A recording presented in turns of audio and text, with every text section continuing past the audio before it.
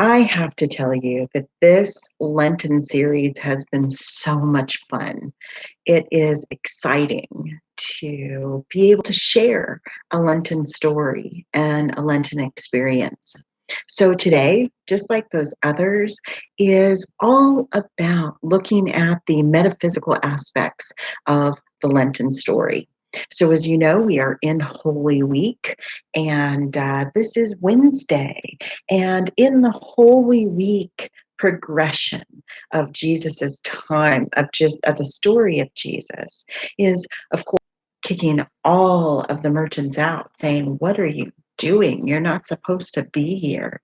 This is not a place to be monetizing and exploiting the believers and those worshiping God. This is a place for us to be um, making a judgment of a tithe. A tithe is actually giving where you're spiritually fed. A tithe is a part of your spiritual practice. Um, the money changers, the the the tenants within the temple who were selling goods were those people that you would think of would come into your church today trying to elicit wealth from your good nature and putting fear into you, right?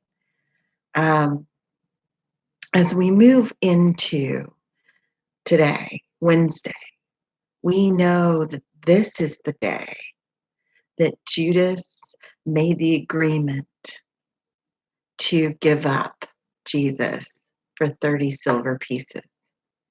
And so it is on Wednesday that Judas receives those silver pieces. Now, in unity thought and teaching, Judas is the representation of the power of life.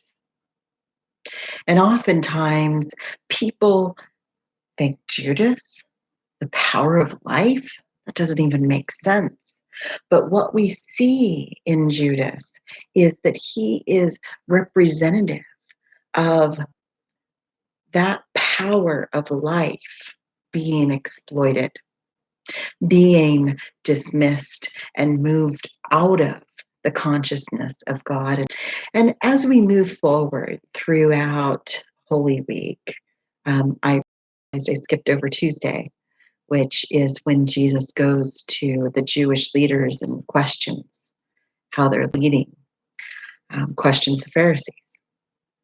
So we go into Thursday, which is the communion, eating the bread as the body and drinking the wine as the blood, which of course we know is the representation of drawing into ourselves the Christ, that presence of God that resides within each one of us and creating the meal from it, correct?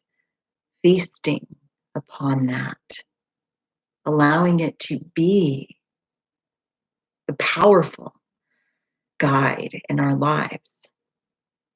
So as we move through Holy Week, we then come to Friday, which, as many of you know, is Good Friday. And this is where I wanted to talk about another Trinity. I touched on this briefly on Sunday morning for our Palm Sunday service. And that is that throughout the tradition, the Trinity is the Father, Son, and the Holy Ghost. But there is another Trinity in unity. There's actually many Trinities, which of course we know that Trinity is a series of three that connect. And these three are the crucifixion, the resurrection, and the ascension.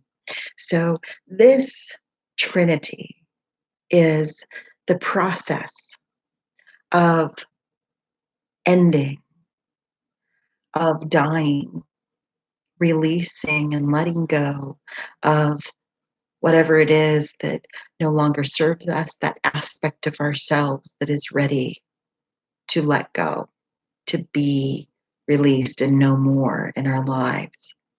We then come to the resurrection, which is when our true selves, our true hearts, our true beings, and our absolute presence of God is being realized in a whole way. And this is the process of resurrection. There is this process of raising up our awareness and our consciousness that happens. This happens across all parts of our lives, in our education, in our skill levels, even just in our ability to walk throughout our youth, right? Those are aspects of ascension. And so, as we look into ascension from this metaphysical perspective, we see that we have released and let go of something, allowed it to be renewed or resurrected. And then this process of a higher level of awareness, consciousness, and understanding. And we are living anew. And this is so beautifully and powerfully demonstrated through the Easter story and through the story of Jesus. You know, many people wonder if unity believes in Jesus, and the absolute answer is yes. We know that Jesus was a real person. There is historical fact around that. And we also know that Jesus was the prime example of the powerful presence of God that each one of us can possess. For as we know, Jesus said, "Greater things will you do." And greater things will we do as we continue to allow this Trinity to unfold and be realized in our lives. So we have to thank Judas, don't we? Thank you, Judas, for playing that role, for letting go of whatever you needed to allow yourself to move into the role of betrayer. I often imagine that that would have been a difficult thing to do. And of course, we know that that was difficult because Judas later went on to hang himself. Thank you. Thank you for playing that role and being a powerful part of this Easter story. So, how are you going to express this Trinity, this cycle in your life this Easter? How are you going to make it be something new to unfold? I can't wait to see. And remember, we're going to do 2 extra weeks. Actually, it's just 1 extra week because this is week 7. We're doing 8 weeks where I will be checking in with a friend of mine who has experienced renewal after renewal after renewal and lived many different incarnations in her own life, as we all have, right? We've all played different roles, had different experiences through our life, reinvented ourselves. And I'm inviting a friend for another and the final video in our 8-week Lenten series web exclusive. Thank you for being part of this with me.